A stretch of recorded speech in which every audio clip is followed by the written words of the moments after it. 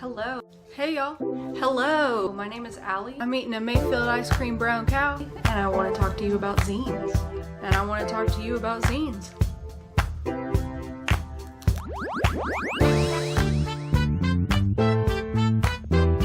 Hello, I'm Allie of Warglitter Zines, and I'm still pretty pissed off that the worst episode of my so-called life is the Halloween one. This week I am reviewing a zine called You're Standing on My Neck. It is a Daria Fanzine by Lee Taylor, and it is pretty awesome because if you are the kind of person who wants to do a text-heavy zine but you're not sure how to lay it out so that it's aesthetically pleasing, this is going to be a really cool guide for you. So I'm going to show you some of the stuff inside so you can see what I'm talking about, but you should definitely get your hands on this because this is an excellent example of exactly how to do that thing. Cool, so let's get into it. This zine by Lee Taylor was meant to be a little bit more collaborative, but he didn't end up getting a lot of word submissions, and so he wrote most of it himself. However, there are some really cool fan submissions of art, and like, for example, one of the first things I noticed, this is from our friend Livermore Zines. You see the skeleton monks, well, and then you got the Daria skeleton in the front, spooky. So I got this and I was like, well heck, I know Livermore Zine, and I saw how clean the front was, and I was like, I'm pretty sure I know what this is going to be. This is just going to be like your typical kind of cut and paste. They'll be image heavy, but the images will be low resolution because it'll be ripped from the show, and so I figured that's what I was gonna get. I should have known better though, just from the paper quality. The paper is a lot nicer than copy paper. It's not like cardstock, but it is thicker and it's got like a nice smooth sheen to it. So it's classy. It's very classy. But flipping through, I was so impressed with the quality of the graphics. Even though it is grayscale, they're still high quality graphics, which is great because you get some killer like full page fan art like this one right here from Scrawn Art. And then also they use the images around the text to kind of highlight. So it is a really cool way to do pages that are more text heavy, but still have them feel very cohesive with the pages that are full art. If you are thinking about doing a poetry zine, something that I'm seeing a lot of is that there's cool art on the front and then just blank pages with words on them. I feel like that is such a missed opportunity for something that, you know, has a history in being a very visual medium. So if you're thinking about making a text-heavy zine, consider how that's going to look on the page and what you can do to make it more than just a black and white page with text on it. So yeah, this is a very, very cool zine. The first page is probably the best quote from Jane ever.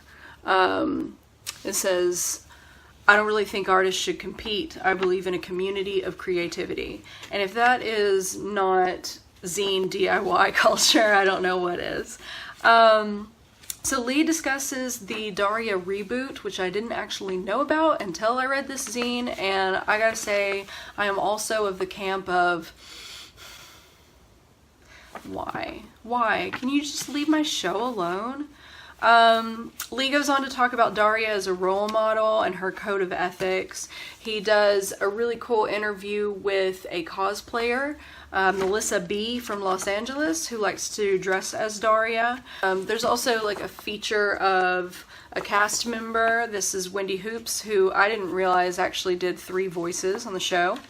And then the tab for You're Standing on My Neck, if you need to know how to play that on the guitar, which I don't know why you wouldn't, which is a great lead in to the section that ended up being my favorite. It really spoke to me because Lee points out that MTV wasn't able to get the rights to all of the songs that they had originally used in Daria when it was on television.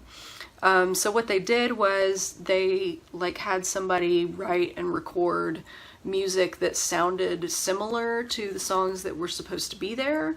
So like they're at the pizza place and it's not playing Cosmic Girl by Jamiroquai, which is really jarring, and I really dislike it. Or you're not sure what song is supposed to be playing there, but golly, the song that is playing there sounds a lot like Everlong.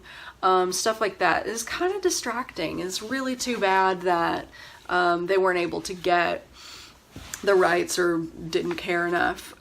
This isn't the first time I've encountered this. When they put the DVD out for the state, they did the same thing.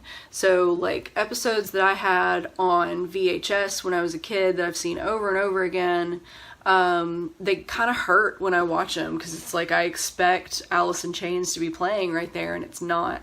It's just some generic thing that, you know, doesn't really...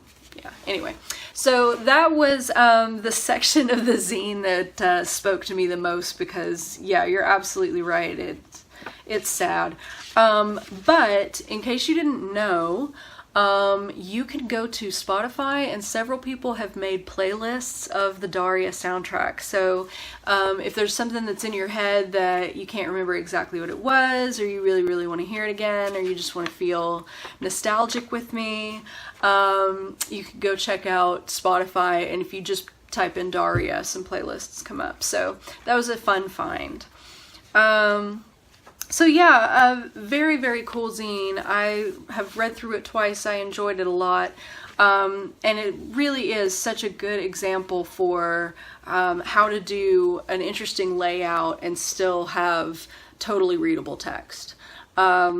So yeah, you should definitely get yourself a copy. This copy is number 37 of 100, so it sounds like there's going to be a really limited run on these. So I will put the Scrivener Zine, Lee's information down at the bottom, and make sure you get one before he runs out.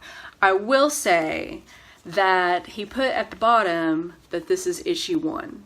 So hopefully with the first one coming out, he can get some more interest in people who would want to collaborate, and he could get enough stuff to put out in issue 2. That would be cool. Thank you so much, Lee, for sending this to me. It is awesome. I really enjoyed looking through it. I've actually gone through it twice now, and I got really excited because I knew it was showing up, and so I actually marathoned Daria over like 3 days in anticipation of getting your zine. So thank you so much for sharing it with me and letting me review it. If you have a zine that you would like for me to look over and see if I want to review for the channel, please go down to the description and find the P.O. box address that I have listed and send me whatever you want.